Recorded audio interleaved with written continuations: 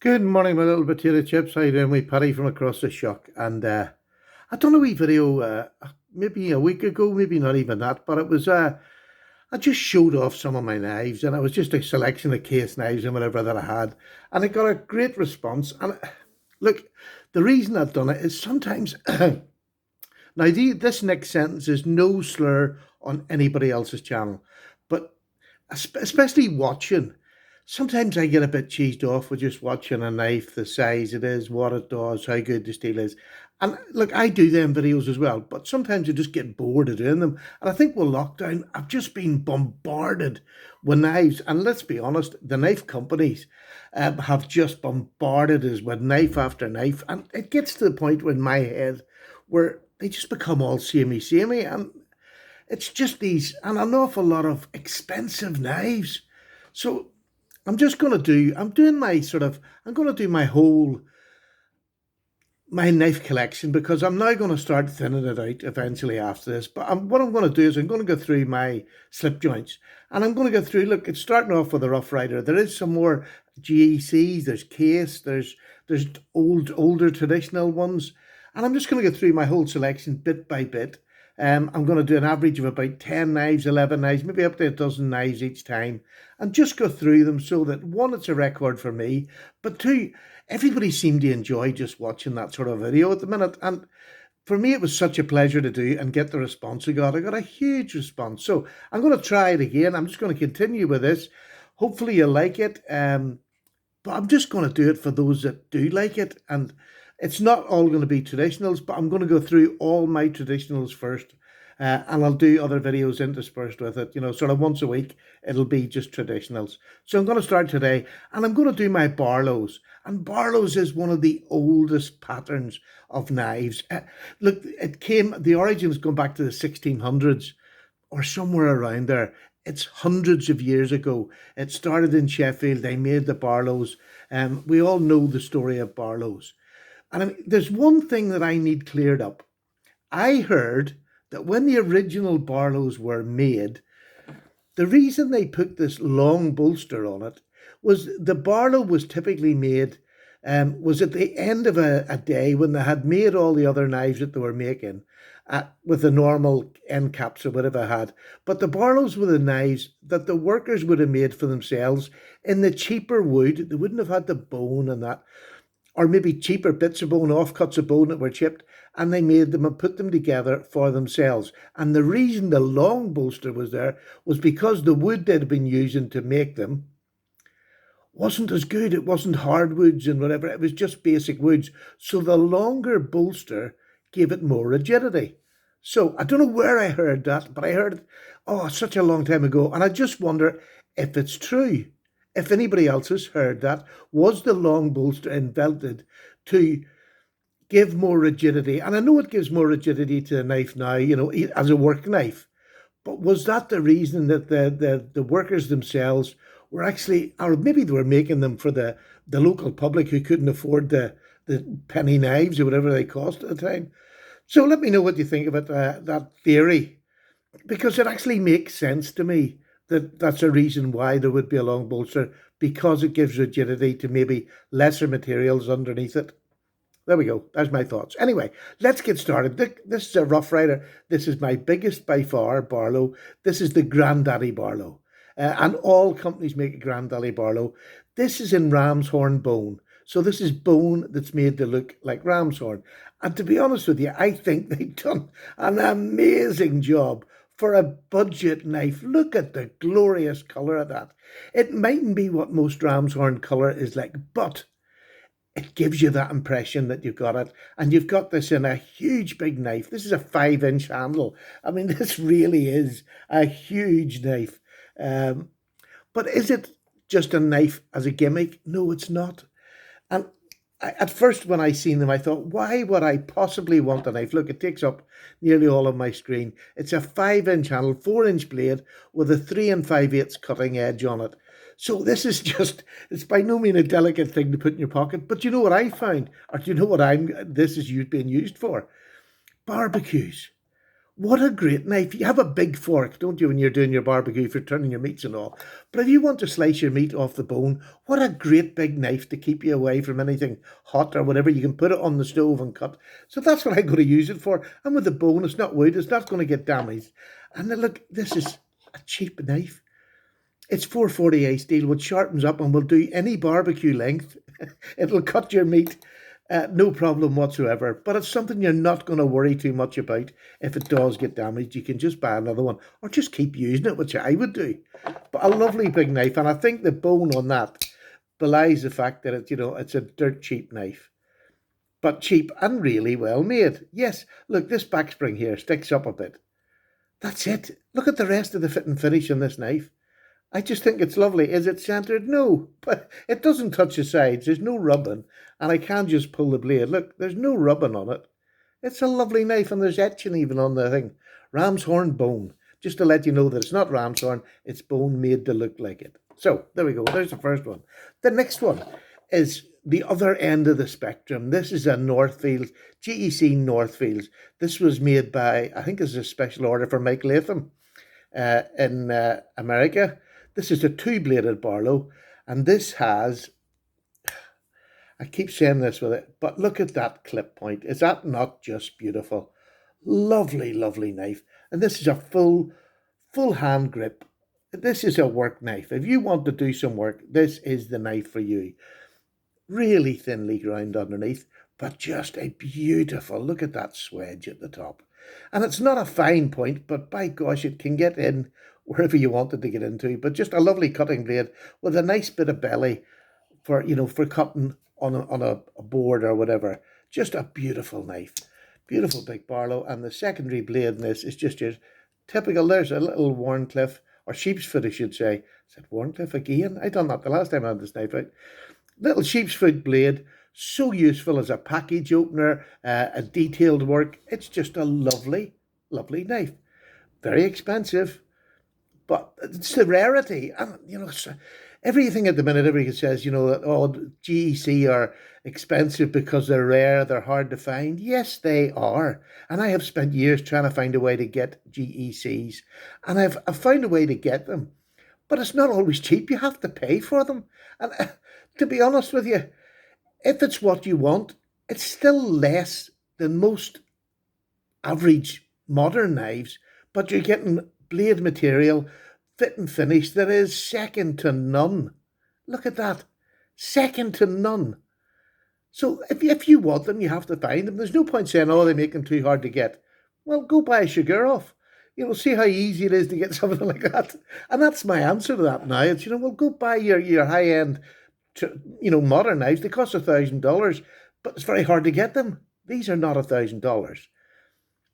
Do you know what I mean? But they are hard to get, some of them, and they're worth waiting for. It's like a Grail knife. This, it really is. If you're a collector of traditional knives, this is like a Grail knife, and when you get it, the pleasure in it is lovely. So there we go. Right, that's me ranting over. Here's a British knife. This is one that I've just recently got. This is a Taylor's Eyewitness. Oh, and this is a modern version. They've got I looked at the bolsters. I love this detail around the bolster. It's curved here. It's cornered here. It's just so nicely made. Look at that there. This is not, maybe it's got little, look, they're not even what I would call gaps. It's just where the blades have not been hafted as well as an expensive knife. This is a £30 knife. Do you know what I mean? So you're not going to expect the same as a 200 odd pound knife. But look at that lovely clip point, and again, thin behind the edge. This is a work knife. This is what a Barlow was made for. It's just a hardwood. It's got a great big bolster on it.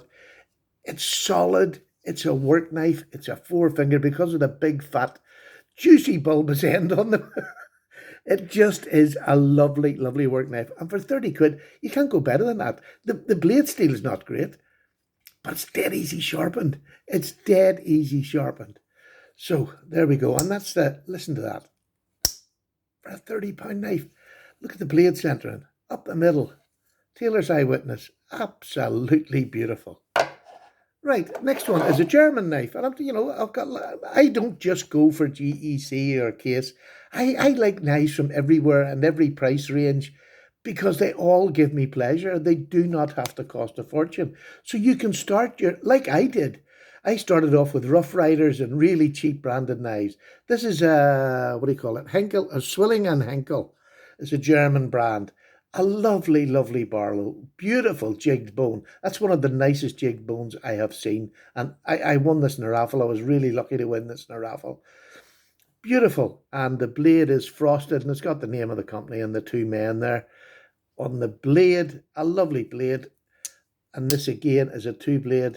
And I think this is back to the pen blade, yeah, which you'll get in a lot of the traditional knives. The small blade is a pen blade, but it is nice when you get like the Northfields or when you get a sheep's foot or something a wee bit different. But it's a nice wee pen blade, beautifully done, beautifully crafted. Again, the work, the hand work on these knives just amazes me. I think it's great. This one is not centered too good, but a lot of traditional knives, the centering is the hardest thing to get. But none of these, they're not rubbing. And so I'm quite happy, even if it's rubbing, the price you pay for some of these. So what? If you're going to use it, if it's a collection piece, I can understand the rubbing being annoying. But listen, I bought this just for that jigging. Never mind taking the blade out, not bought it, but I got to do it. I would have wanted this just for the jigging and the way that is done. It's nearly like little diamond patterns, but irregular. So it's just lovely in hand. Beautiful knife. And the next one, now we got another GEC, and this is in the TC Barlow. This is just the newest one out that I writ dyed. This, it came in green and brown bone, and I writ dyed it red because I didn't like the colour. So I done it. Again, the fit and finish in this is top of the range. This is an expensive knife. I bought this from a dealer, and it cost £160 for this knife, which some people say is a crazy price. But for me, it's another Grail knife. To get a TC Barlow is incredibly difficult because they were made by or for Charlie Companion. They're now starting, GEC are now starting to do them by themselves. Now they're going to make it without, having Charlie's name. So I'm hoping that the price will maybe come down because we'll get maybe more of them. But having something that was Charlie on the tube, it'll say Charlie Companion. And that to me is special because he has been a big part of the GEC. Now, he's getting old now. I don't mean that I'm 63, but he's getting on now, and times have to move on. So I can understand entirely why they're trying to make them themselves. This is a really tough time for small business, and especially knife makers that make quality products like this that can't make them in huge batches, or they don't want to make them in huge batches because if anything goes slightly wrong in a production, whether you have to stop production, whatever, these smaller companies have an awful lot of money tied up, and it's very hard to survive. GEC are doing really well, and I'm pleased they're not going to knock them out in the hundreds because it would take away what they are. They're a genuinely handcrafted tool that has been made for centuries, made in the old way, made in machinery. Most of the machinery they use is over 100 years old. Now, they have got newer machinery now. They've got water jets and things like that for cutting blades. That's fine. I don't care. It's the handmade touch of finishing and putting together and hafting and doing all the things that the old tradesmen had to do. And this is just a gorgeous knife with a spear point, beautiful clip, and the long pull here. Beautiful knife. I absolutely have fallen in love with this since I dyed it. And it's amazing how much changing the colour of something can change its, look at that. It's beautiful. That is master craftsman at its best. I mean, you just can't beat it. And now here we're going to go. Here's the Wolstenholme, George Wolstenholme, which is an old English maker. I was going to do a little story on Wolstenholme because he went over to the States and became quite famous over there. And under his name, there was thousands upon thousands of knives knocked out in America. It ended up he failed in the end, and his company, like a lot of smaller companies, things went wrong. Depressions, whatever went along, and companies were changing hands to other companies and then maybe not made to the same standard. And eventually they drizzled out like modern time. Companies just disappear because they can't keep up with the standard they need to get the money for the blades that they're selling. The standard drops and that's it, it goes. But this is a lovely old Wolstenholme. This is the IXL, and this was their version. This is beautifully made. Look at that back. It is beautifully made. Lovely old knife. I would say this one's probably 50s or 60s, but it's just a really well made knife. Look at the centering on that. And this is when it was at its best. There we go. Right, let's go down. Another German, which one that more people will know of, is Boker. And Boker are starting to get more and more into they've always made their traditional knives, but I believe their standard of them is definitely gone up. Look at that lovely spear point with a stone-washed, black and stone-washed blade on that. Beautiful long bolster on it. This is made of oak wood, but it's from the old peat bog, so it's bogwood. And it is just great. And it's not just black, it's like a greyish black colour. When you see it up closer, you can see it there, that's given a good. But it is just beautifully well made, great blade, incredibly thin blade stock on the Boker. They just do a lovely thin edge on them. This is a great EDC knife. You know, this is a lovely size for an EDC knife. Now, I'm going to show this with another one, and this is another Grail knife of mine. This is a not a number 15, this is a number 14, which is just a smaller version of this one. So there you can see the TC Barlow 15, and this is a 14. This to me would be an EDC, and this would be a secondary. That's the sort of size that they are, although there's not that much difference with them. But I'm going to put it down beside, there's a Boker. And if you look, there's not that much difference between the 14 and the Boker Barlow. I'll talk about this one while I'm here. This is just a beautiful Barlow, and you can get the base model of these for about £55 here in the UK, and they go up, obviously, depending on what you're going to get. This one you wouldn't get for £55 because of the bog oak and whatever. The Gradillion wood is the other one on the £55 one. But you can shop around, and you can start off with a lower model, and you can go up in models. And in this size, this Barlow, they do a great variety of different woods, so they're worth getting. And I really do recommend Boker knives at the minute. The quality they have is really good, a really high standard. This is, I'm not going to touch on this too much. This is a Case Barlow. This was the release from their Vault series 2 years ago, I believe now. This is just a basic Barlow with a spear point. And to be honest, in a small work knife like an EDC knife, a lot of the times I really love, for use, I love a spear point. I love the clip point for looks. But in use, the spear point is a really useful blade, in my opinion. For any sort of a knife, it's just a useful blade shape. But I love this one now. It's in I think it's Caribbean blue. It's lovely. It's got flecks of blue through it and white through it. And I love this little shield that they put on it, like a federal shield with Case in the centre of it. A lovely part. I would probably rather have had that stamped up on here. You'll hear that a lot. A lot of people don't like badges or shields on the bone itself. They would rather have it on the long bolster, and I would be off that. But you get what you get, and that's it. I like the knife. Again, it's a Case knife, another great knife. Not centered, but not touching the side, so that's not bad for Case. We'll give them that. The fit and finish otherwise is pretty good on this. Pretty good. So a nice knife from Case. And this was the TC Barlow that I'd already showed the larger one. This is just a single blade. And again, look at that beautiful. There's Tom's Choice, and look at that beautiful clip point. You see, I could sit and look at that all day. Where you have the 15. Sorry, let me go back to this again. There we go. There's your spear, and there's your clip. This to look at, to me, is just unbelievably beautiful. I get shivers down my spine with the GEC clip points, but this as a useful blade is much better, to be honest with you. For me, it's much better for me. And it says Genuine Barlow on there. That's the newer one. But yeah, just a lovely knife, and I'm sort of rabbiting on. But these are, this to me is another Grail knife up the centre, very, very close to it, a little bit off to the pile side. So there we go. What a beautiful knife. And this is in ebony. A really lovely. I love the TC Barlow edge on the bolster. There we go. And here I'm going to have another GEC. Now, I don't even know whether they call this. I forgot to look the name of it up. This is a Madison Madison Barlow, and it's the number. Oh, I should have looked this up, Stephen. You see, I'm not incredibly knowledgeable. This is a GEC number 25. Um, I got this without box. And this is sometimes what you have to do when you're collecting and you want to collect. Some people will have knives and they don't have the box. A collector won't touch it without a box. I bought this without a box, without anything. Just the knife came as it is sitting. It's a number 25. It was in perfect condition. Look at the lovely 3-ring bolster.